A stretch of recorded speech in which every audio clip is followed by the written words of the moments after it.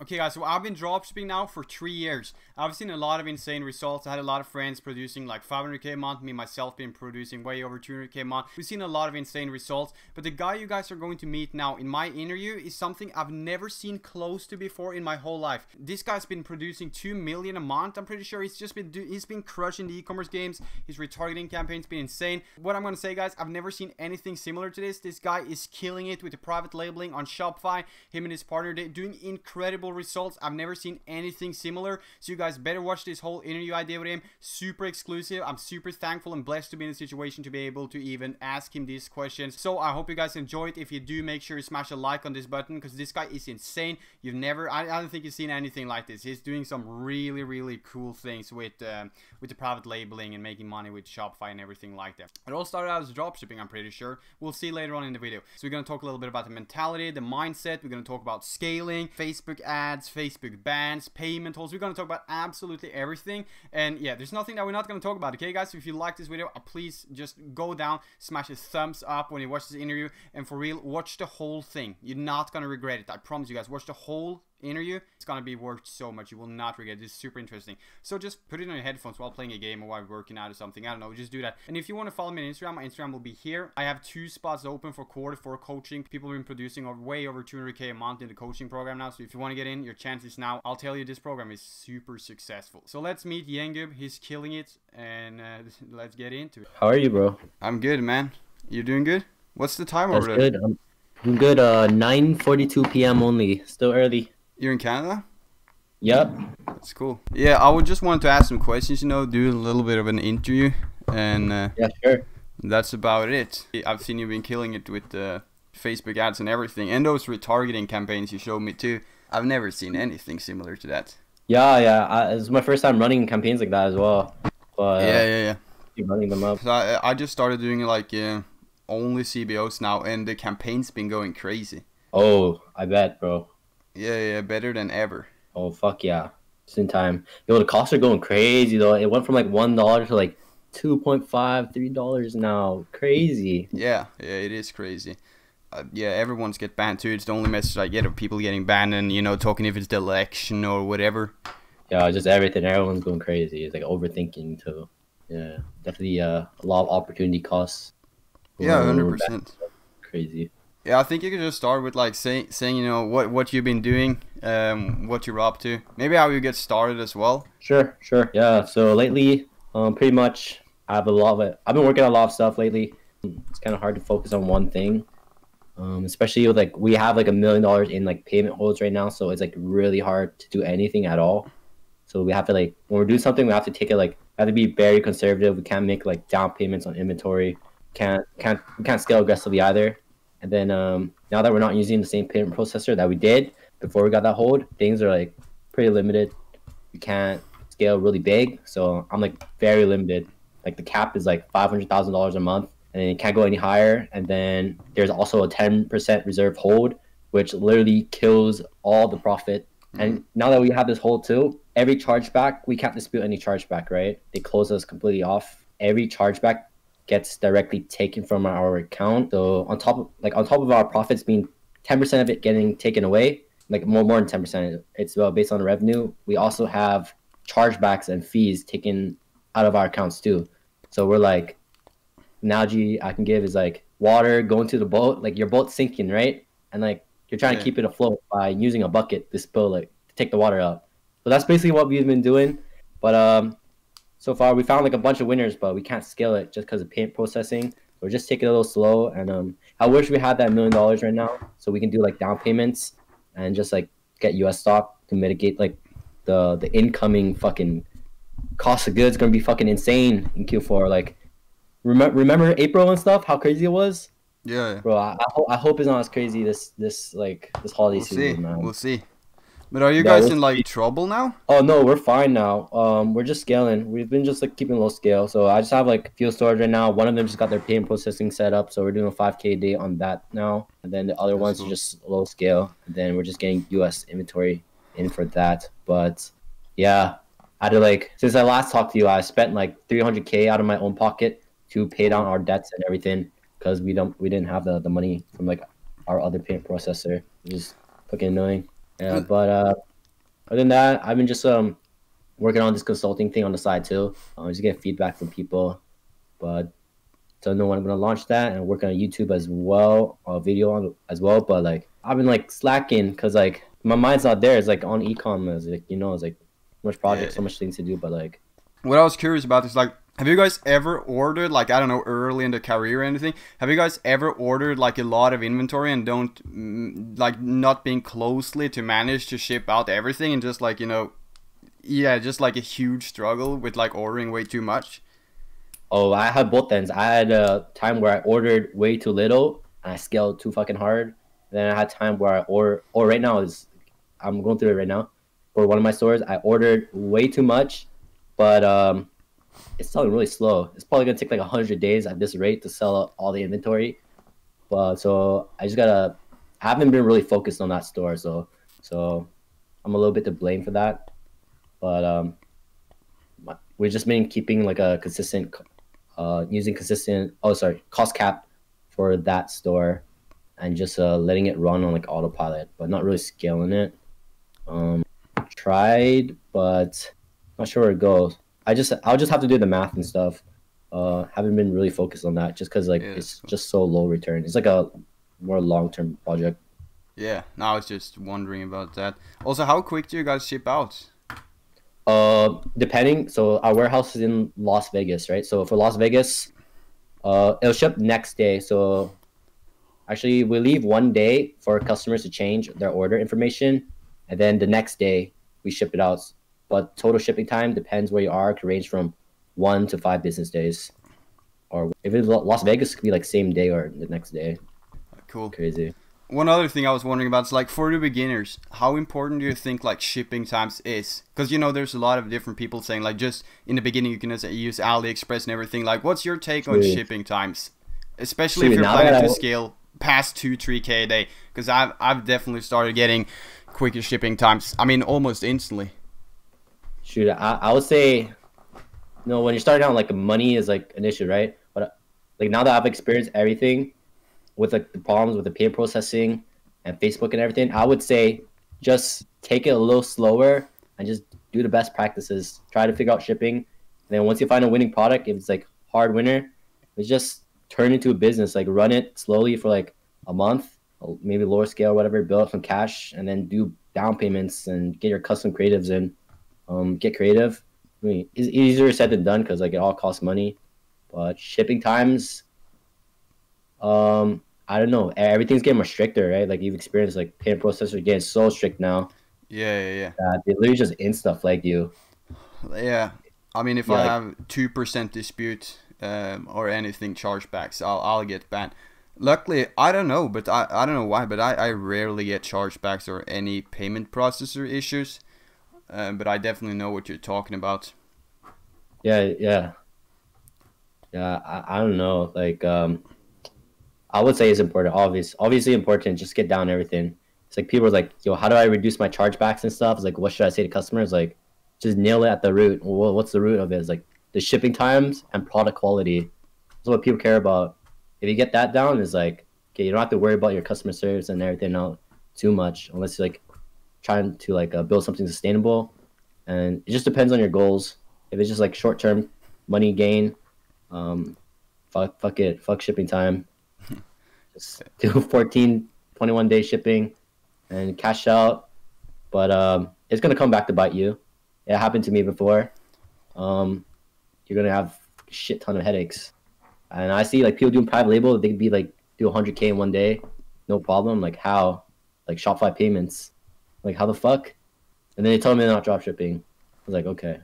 Yeah. Dropshipping is like every fucking payment processor hates fucking dropshipping. Yeah, you're right. They just fucking feel high risk unless you have like the proper contracts and everything. You say you're fulfilling from this company, and then that company has all the proper paperwork. You give them all the proper paperwork. No, I had a lot of issues with that. What do you think? No, I got banned. No, not banned, but like so many payment processing issues. And what I used to do is like I used the same processing account for multiple businesses, right? So if my dropshipping got fucked, my consulting business got fucked as well. You know what I mean? But obviously, I've learned from that now, though. But like, if one business goes down payment processor wise, the other one will be Mm-hmm. fucked too. So I had a Yeah. lot of problems with that. And another question I had for you is like, when do you think is like a good time for people watching? You know, when do you think they should get into private labeling? I mean, if they're gonna consider getting into private labeling. Fuck. If you have a good product on your hand and it's evergreen, I say go for it. Like, it just helps. Like private label, as in like you're labeling everything, and then you're shipping it to the U.S.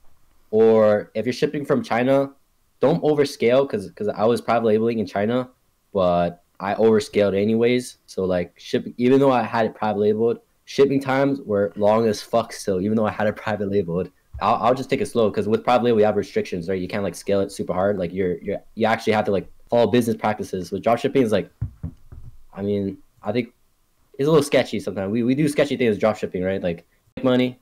We overly do it sometimes because the money comes in fast with dropshipping.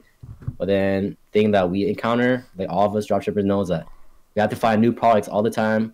We have to deal with bans, like payment processing. It just feels like a hustle at that point, like finding products. Whereas like to build a business, we're working on that one thing, right? That one thing, and we're just trying to expand that. Yeah. Like a clothing brand, right? Like you scale that to like millions. Yeah, of Like course. when I think about it, I'm like, if I spent all my one time on this one private label that I have, it would be doing way better than me focusing on dropshipping and my dropshipping business as a whole, which is like just like finding products and scaling it, right? And it's like not sustainable, but well, how I feel is like I'm still young, I can still build the cash and I can still start a brand 20, like 2 or 3 years from now. Maybe it'll be more competitive, maybe not. I'll try to start something as soon as possible though. Just keep it on the side. Maybe something low scale. Maybe try something other than Facebook. It just depends on your goal. Then. I'll say if you have a winning product, private label for sure. If you're at scale, so you can sustain that through multiple months. Yeah, I agree with you. Yeah.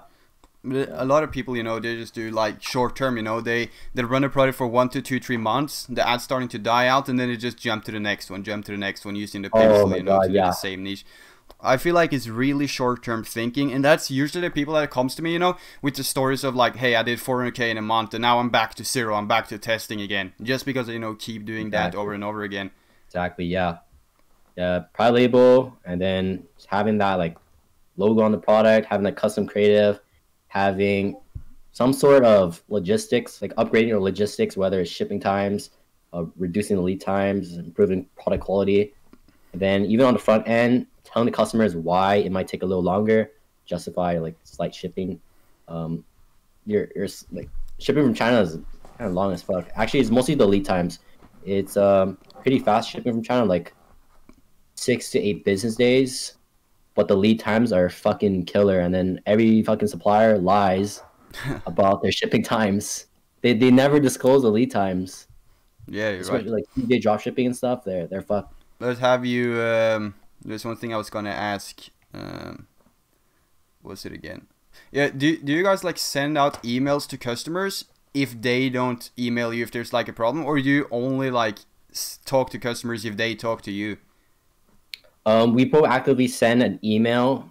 So we on Clavio, I just have a post purchase email, like a CEO one, notifying them just thank you COVID, and then I'll just have a follow up one, and then in that email, I'll autofill. I'll make it personalized, right? So just like a regular text form, personalized, and then in that email, you know how Clavio can just pull their address and stuff. Yeah, yeah. You can literally just type an email, put like autofill in your address, their address, make it like super personalized, like notify them of delays and why, ask them if they're fine with this. And usually, like from my experience, a lot of them will be completely fine with it. Like COVID, everyone knows about COVID. You literally just blame on COVID, they'll be fine. Yeah, that's what I've been doing too. And then most people charge back because of the product quality. How do you deal with chargebacks? Could you like, you know, just, you know, if you have a good refund policy, you can handle the chargeback. A lot of people saying that. Like, what's your take on that? And like, how would you handle chargebacks? Oh shoot! Now think about it. Is like try to make it as easy as possible for them to get their refund, so they don't have to call. So try to have like a refund section on your website, or like a refund button, or like something, so they don't charge back. Because chargebacks is like the devil. It's So like damaging. Yeah. rather refund than chargeback. It's like Yeah, chargebacks are completely 100%. chill. Yeah, as you know. Like no matter how unfair it is, dude, I'll just I'll no not charge back. I'll just refund it without even discussing it. I agree. I Um, agree. Another thing I want to ask you. I don't know if you had any like major problems though throughout the journey here, but like we hear stories, about people scaling to 1 million, and what I just told you, like 400K and then back to zero for like months. What do you think is like? I don't know if you know, but like what's like some things that you would probably think could be a reason to why we hear stories of like people getting to like 1 million a month, buying a cool car, whatever, and then just straight back to zero. Good question. Probably just their business, like the root of their business is just shit. Like, even though it's like, of course, you're able to do it like to 1 million, so you're like good at something, right? But then there's like, is that at the expense of like shipping times and the customer service and stuff? Like, to get to $1 million, you have to like really nail it down. But with like dropshipping, it just allows you to like bypass those things, right? So you don't have to worry about that too much. You're not capped by that. And like for me, I'm like when I was seeing $1 million per month, I was like, damn, that's a lot of money. I was like, Yeah. fuck it, I'm gonna just figure out a way to just stay afloat, right? Yeah. Because what I So see is like, I just kept scaling because I had all the other things in place, right? So the logistics and the payment processing, but what lacked was and what else was it? Customer service. Literally, we did not know how overwhelming it was. We just finished answering everything like a month ago. It was crazy. Yeah. yeah, for sure.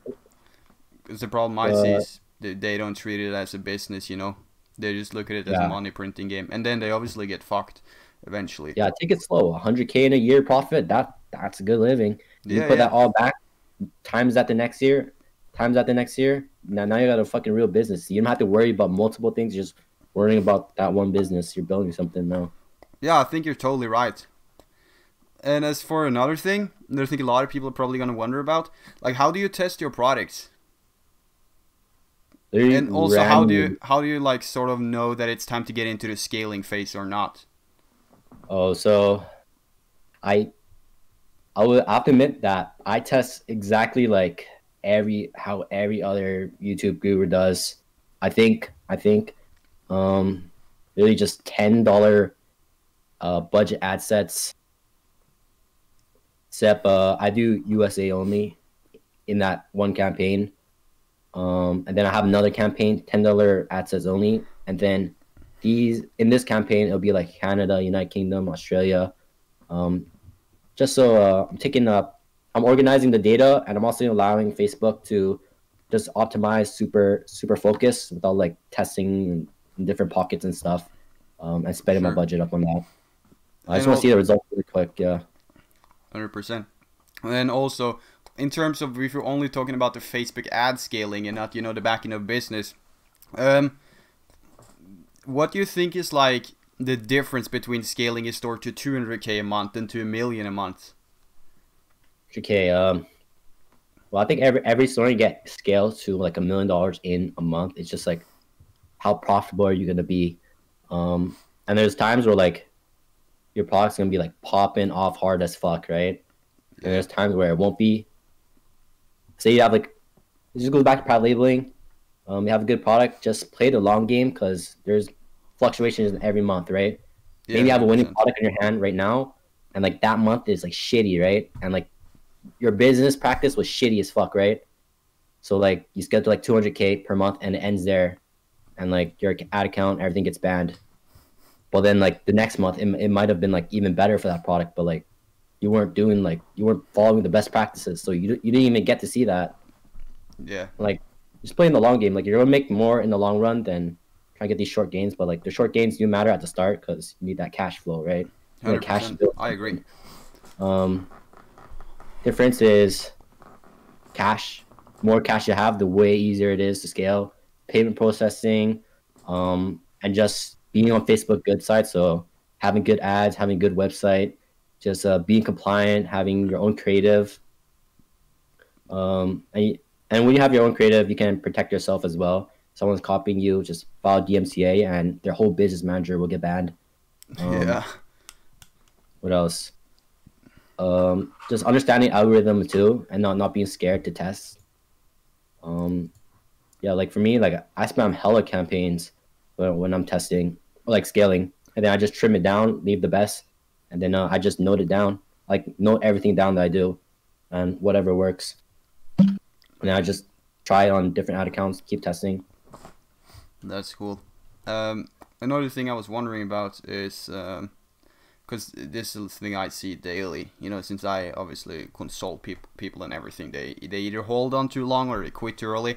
Like, for you, are you like really patient when it comes to like losing money on the product, breaking even, if it's getting sales, or are you like cutting really quick? Because what I do, I cut quick, dude, but I also scale quick. Yeah, I think that's a move for me. I'm just like, sometimes when I have too much cash on the hand, it's like you're a little too patient. For me, I've been a little too patient with my product tests, and now when someone comes to me now, I'm like, no, I just test and like whatever works right off the bat, just fucking go with that. So right off the bat is like first day or two. If it doesn't work, then no, I'm not gonna roll with it unless I know it's like a product that is proven, and then I'm gonna private label that product because I know it's working and I see other people scaling it, and I actually see the like dashboard and stuff. Then I'll like be patient. Yeah, totally. One thing I really gotta ask you, dude, if you want to expose it though, if you could give me the best niche in your opinion and the absolute worst niche. Best niche, health, bro.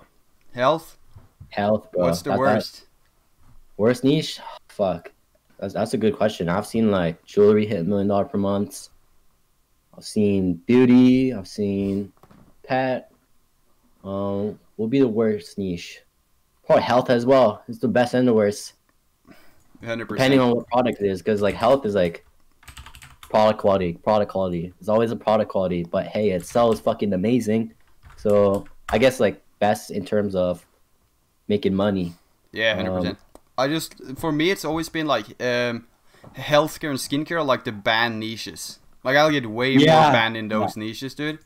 Yeah, exactly. It's like those things, yeah. Are you guys like greedy in terms of the margin? Do you like overprice the price? Also, do you guys like put the price lower when testing and then increasing, or like straight to the price, like your ideal price? We lower it just so we can take the price point out of the picture. But sometimes when you lower it, people are like, "Oh, hey," like their perceived value there is like, "I don't want to buy it," right? But it just depends on the offer. I like to like spam really nice offers, and like I like to overdo the offers, like the guarantees and stuff at the start. For the pricing, price it. I don't really look at the pricing too much, but pricing it lower definitely takes it out of the picture. I just justify the pricing with the offer. Yeah, I feel like pricing is really common sense, and then everyone just overcomplicates it. Yeah. But to make up one example here for the audience, if we say that shipping is free, what will you price the product I just sent you? Let me take a look here. This product is insane, dude. I have some really cool stories on it. And also, if you want to give your opinion. Look, bro, this product that can go like for like 40 to like, let's see. Well, yeah, I could probably price it for like $39.99, about three times. Listen to this. I have a guy I'm working with. We're running store together. Buying it for, have a supplier selling for 15, selling it, buying for 15, selling for 140. What the? And making like 5-6K a day. It's hella profitable. Holy crap! And it works like it's a good multiple thousands. Too. Yeah, it's an amazing product. What do you think about this as a private label product? Do you think it fits well? I think it fits well. I would definitely private label this. This is my product, dude. I don't know. I gotta put it in the review. Go for it, bro. So, have you bought any cool things with your Ecom money? Not any cool things. I just like taking trips. Yeah. I actually saw my business partner for the first time 2 weeks ago in person. That's awesome. And did I buy any new things? I bought like nano leaves. I bought like computer and a laptop and like a car, but that's pretty much it. I'm glad I didn't buy anything overboard. I'm glad I didn't buy anything overboard because the cash flow issues I ran into. So looking back, I was like, God bless, I didn't fucking impulse buy shit. Are you like patient when it comes to like purchasing stuff? I impulse buy from time to time, but I think I'm pretty patient. I struggle a lot with impulse purchases, dude. Oh, oh god. But I have two sources though, so the one of them is steady, so I'm like not completely fucked. Okay, yeah, that's good. Yeah. Well, what I was also wondering is, how did you get into dropshipping if you remember? Like if someone asked me that, I wouldn't even remember. But do you remember that? And also, shit, how did you start blurry. like failure and your first store and everything? Yeah, it's so blurry. I heard of dropshipping back in like when I was in high school, like grade 12, like 2016, 2017. Looked online, joined like this UK Facebook group, just like an online money making thing, because I was like, I started doing like online money making stuff since I was like 13. But it'll just be like graphic design or like selling courses and stuff, right? I sold courses on like a forum, and like at that time I was like, holy fuck. Looking back to it, I was like, damn, like I barely need to market myself or anything. Like people literally just buy the course. Like you make like thousands of dollars, multiple thousands of dollars every day on like a small forum just selling courses. And like imagine what you can do on like YouTube or Instagram, building that audience, right? Yeah, I wish people bought my course like that. Yeah. Yeah, then high school, I tried it for a month, and then I was too distracted, right? High schooler, I'm like, I don't care too much. I'm just like doing my own thing. It's like whatever high schoolers do, play League of Legends and stuff. Yeah, for sure. I played a lot of RuneScape. I love games. Like, have you ever played RuneScape? Never, actually. I That's always my see it favorite around. game, Like, it looks fun though. I love MMOs, like RPGs. Yeah, me too, for sure. I don't try to not do it now though. Yeah, it's getting busy. It's getting busy for sure. 100%. Always nice to balance off with some playtime. Of course, you got to, man. Yeah. Do you think like mindset is important when it comes to do you think that's something you should study, should get into? Dude, it's everything. I feel like mindset's everything. If I had to like mentor someone, I'd probably just have him take like a personality test to see what their personality is like. I was like, can I work this guy? Like how hardworking are they? Like I want to see like their history and their like patterns and like whatever they endeavor. So like sports or whatever. See if they're hardworking. See if they put their mind to it. Because at the end of the day, like dropshipping and stuff, it's literally just a numbers game. Like product testing is a numbers game, or at least to me. Of course, like you get more luckier the more you get experience and like have a set criteria and system for it. But it's pretty much just a numbers game.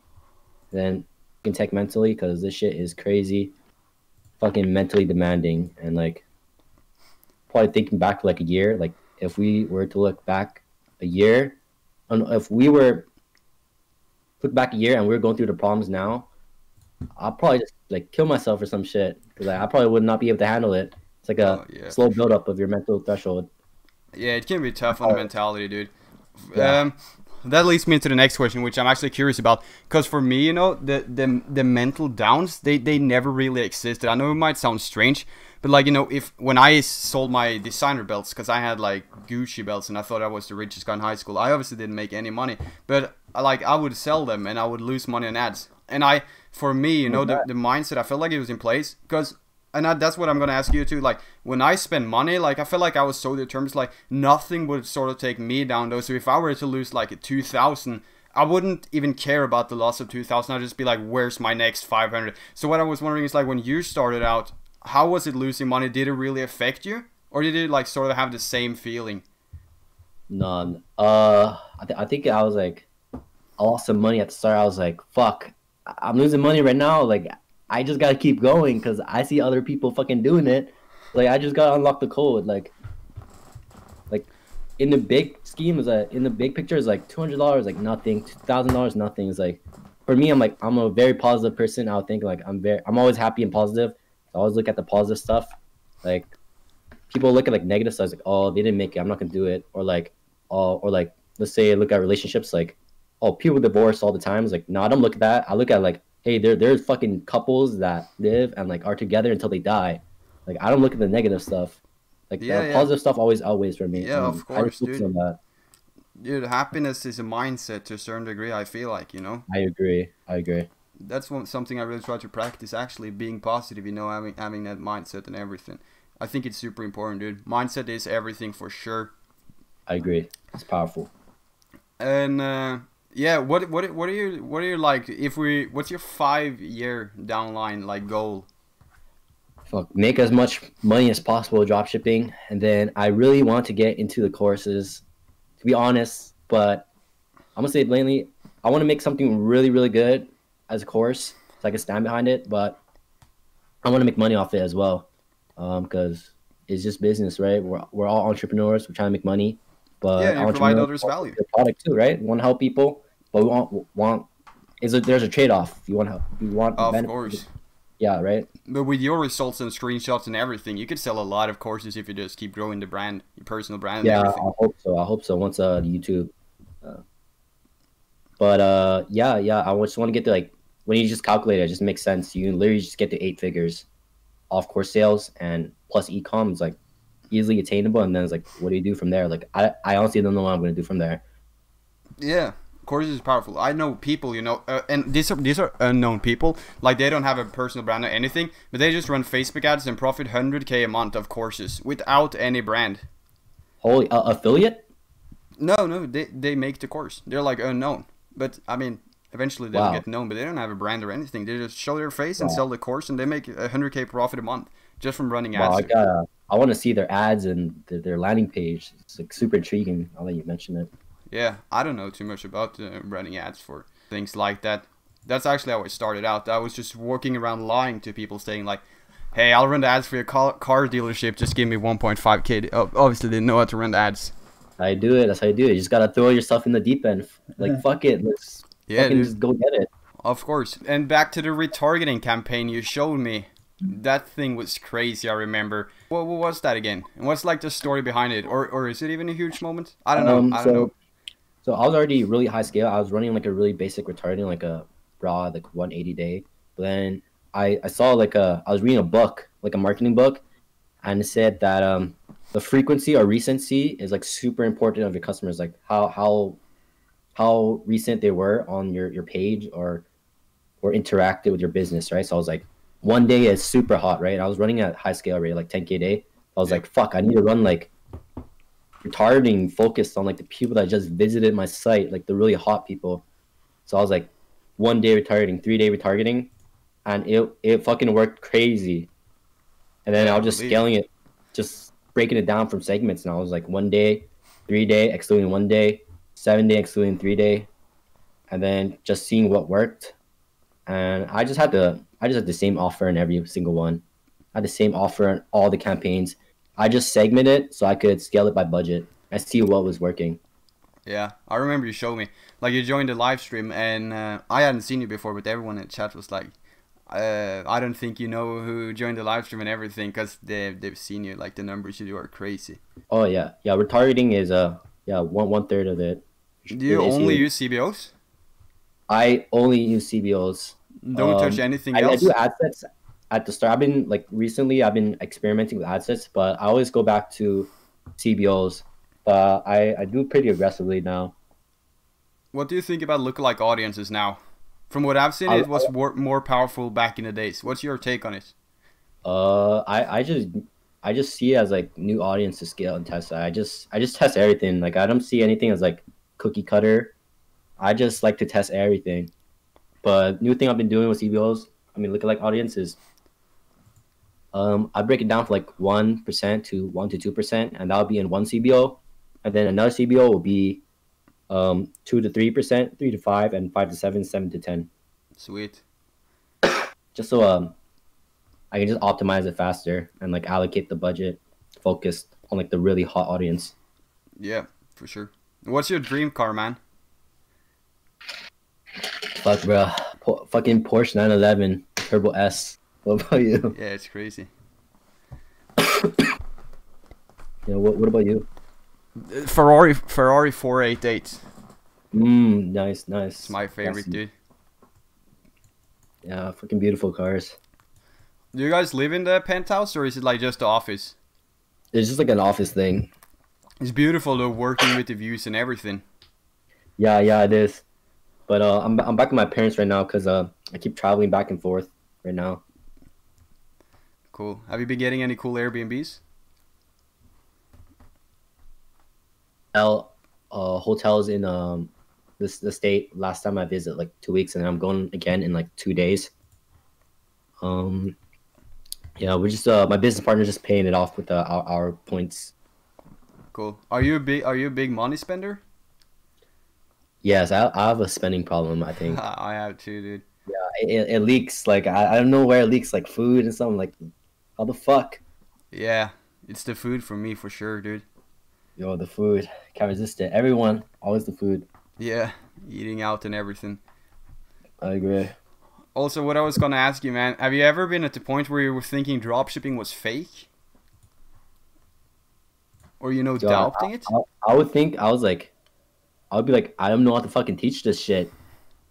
I was like I don't know how you get started in this. Like I look back, I'm like, how the fuck did I even get here? Like I don't know how to help like other people. It's like, dude, you're gonna run through payment process issues, run logistic nightmares, and like the product quality and shit. You're shipping shit from China. I'm like, I don't fucking know how I fucking got here. I don't know how to teach someone else.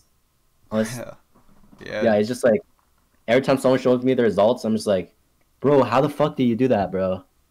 How? Like, yeah, it amazes me every time.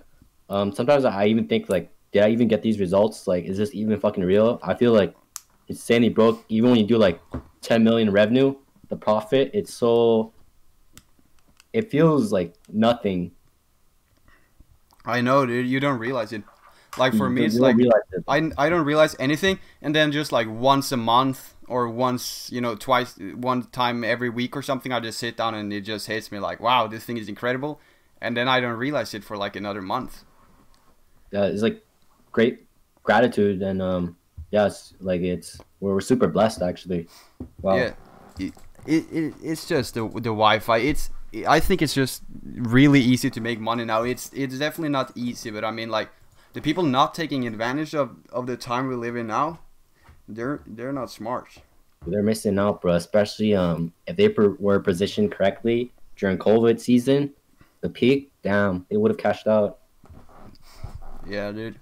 Do you think it's hard, or you think it's just time consuming to get to this point? Fuck, I think it's both.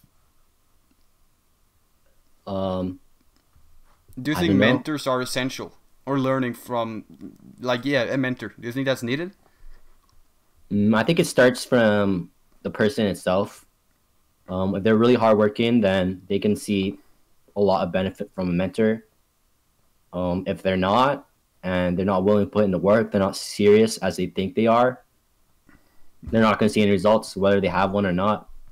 But if you're serious, you're ready, and you're going to put in the work, you're going to dedicate yourself, like you're going to work your ass off, like you're trying to master this craft, then a mentor, you'll benefit a lot from a mentor. Like, look at all the fucking top people. They all have their own mentors.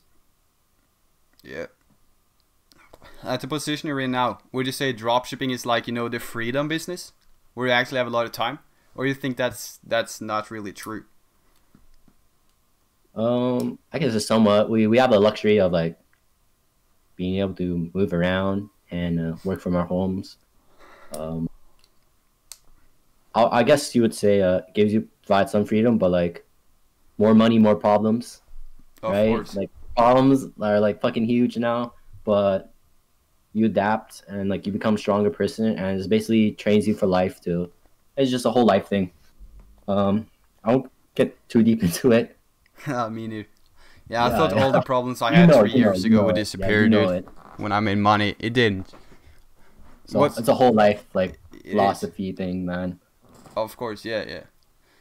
So what I think the people watching here should like get as a takeaway is get the mindset right for sure. I think that's super important part. Yeah. And also what I think is like because I work with this coaching and everything, so I see a lot of people, right? And also the fact then like don't confusing learning with actually taking the action, because people there are people like when I started a little bit of personal branding 3 years ago, I still have the same people hitting me up testing a product like 3-4 years later. And that's all. That's a Oh, problem I see, dude. People just consuming, you know. yeah, I agree. Yeah. Also, what I was gonna ask you, what is your take on the people that's gonna say dropshipping is dead? I feel like only beginners say that. Fuck, bro. What I'm gonna say is, damn, you damn right. Dropshipping is dead. And also, Nah, nah, dude, yeah, I'm kidding. No, dropshipping is definitely not dead. It's just it just adapts to different models and stuff. Just you just gotta approach it differently. It definitely gets harder because things are getting stricter. I mean, people have been saying it since it started. It's still early as fuck. It's only 3 years, like yeah, 2016, right. 2017, basically when it like blew up, and it's only 2020 right now. It's like early as fuck. Did you ever drop out of school? I did drop out of school. I dropped out in my second year. I fucking hate school, bro. What about you? Yeah, dude, I dropped out first year of college. Oh fucking fuck! I wish I dropped out first year. Fuck, bro. Shit is like hell. It's like gives you Yeah, it's the worst. like It's the worst. traumatizing. 100%. What do people around you say when you did that? Are you already making good money? No, I was not making good money. I was like just starting dropshipping. I was like, please, I need to make this work. And I just dropped out because I was like, I fucking hate school. So I was like, I had a plan if it didn't work out, but I just YOLO'd it. And I met this guy online too in a Facebook group that helped me out with dropshipping. His name is Connor Chapman. Um, yeah, he helped me out at the start, and I was so like grateful from the start. I was like, this guy's helping me. He's doing like 2K a day. I'm like nothing. He's helping me for free. He's telling me what to do with my Facebook ads and everything. And then eventually I found my first winner. And then he was he was super clutch. Was your first winter good? Did it like die My out first quickly? winner was really good. I didn't know it was really good. I look back, I was like, fuck, if only I knew and had the knowledge and everything, this would have made me so much money. Oh, of course, yeah. It was just a rose bear, the rose bears. Oh, the Like the rose bear. bear? Yeah, the very That's like first in time it ever Walmart came and up, everything now. it was the rose bears, yeah. Cool. There Yeah, were, like three rollers on it. that's got to get me to this question, man. I got to get on it when he said a roast beer. What's your take on saturated product versus like untapped or like in between? Fuck, bro. I'm fine with saturated products. Like I don't even know. I honestly test randomly. Like my thing is just test randomly, test what works, test what needs to work. Like old winning products, cause they'll work again. Do you think Like testing saturated product is stupid if your everything is fresh, pixel ad account everything? I don't think it's stupid. I think it's just worth the test, quick test. I think it'll be like dumb to like test like maybe the resistant bands because like it's just like the most obvious shit ever. It's just so obvious that everyone's doing resistant bands. Like even like your mom's grandma that doesn't do drop shipping could probably think about resistant bands. Yeah. So It's you're like not so against saturation. I'm not against saturation, but some products are super saturated though. But at the end of Yeah. the day, it's just down to testing because like just a small angle could like make the biggest difference. 100%, And, man. like mascara is like selling well. Lashes, Yeah, this all like crazy. I tend to avoid it, like makeup for girls. yeah, they product quality is definitely a problem. Yeah, I just feel like they know where to get it. But what I Yeah, do, though, I mean, that's probably just a weird mindset, though. But I'm only doing healthcare and skincare now, though. And I've actually had a lot of success with home improvement tools, too. home improvement. Yeah, It's a great niche. I gotta try it out. I've only dipped into like very few niches. Yeah, me too. Um, Not too many. And product testing is fucking. I suck at it. I just spam it. I'm just a spammer. what is your one advice to the audience, then? Just know it's a numbers game and just keep testing it. Like especially if you're starting out trying to find a winner, literally just keep testing and find a product that has good metrics. And you can search anywhere on YouTube or ask anyone what defines good metrics. And then after that, focus on the landing page and everything else. But just find that product first so you can experiment and really like improve your marketing skills and take risks because now you have cash flow coming in. So now you can really learn. Because like when you're like winning, that's like the best time to learn ever. Because you don't have to worry about losing money too hard. Do you think everyone can succeed with dropshipping? No, dude. I don't either. I mean, they can. Everyone has ability to. Actually, anyone can, but It's the mindset switch, I think. Depends on the person. I mean, the doors are there. Like, you just have to open it. 100%. What's your biggest moment in the career, dude? Or you don't remember? Biggest moment in the like journey.